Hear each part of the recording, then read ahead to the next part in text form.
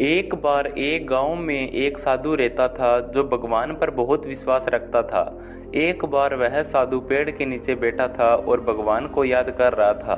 तो अचानक वहां बाढ़ आ गई। चारों तरफ पानी ही पानी। सब लोग अपने आप को बचाने के लिए ऊपर पहाड़ की तरफ भागने लगे। उनमें से एक आदमी ने देखा कि इस हालत में भी साधु जी भगवान की तपस्या कर रहे हैं।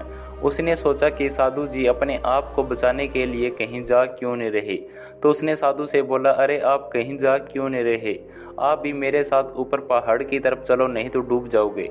साधु बोले, अरे हमें क्या होगा, मैं भगवान की इतनी तपस्या करता हूँ, मुझे कुछ नहीं हो सकता, मुझे भगवान अपने आप बचाएंगे।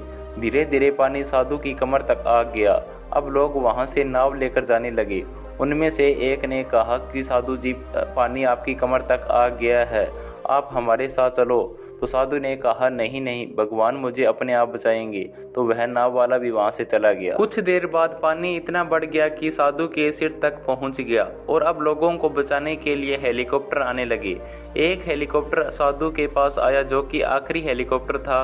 उसमें से एक आदमी ने साधु के पास रस्सी फेंकी और बोला, इसे पकड़ो और ऊपर आ जाओ, नहीं तो आप डूब जाओगे। यह आखिरी हेलीकॉप्टर है और आपके पास दूसरा कोई रास्ता नहीं है बचने के लिए।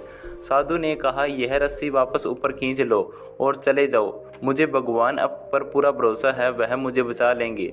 अब पानी काफी ऊपर आ गया, पेड़ डूब गए और साधु की भी डूबने से मौत हो गई।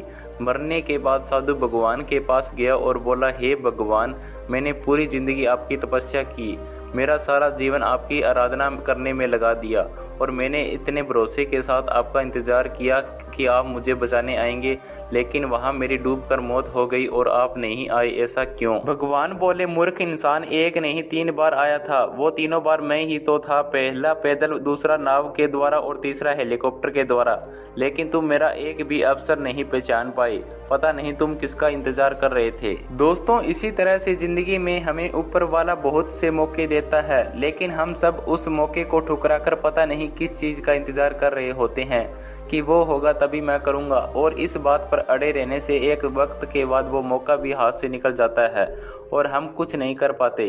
तो किसी भी अच्छे समय का इंतजार मत करो, जो भी करना है आज और अभी से शुरू कर दो।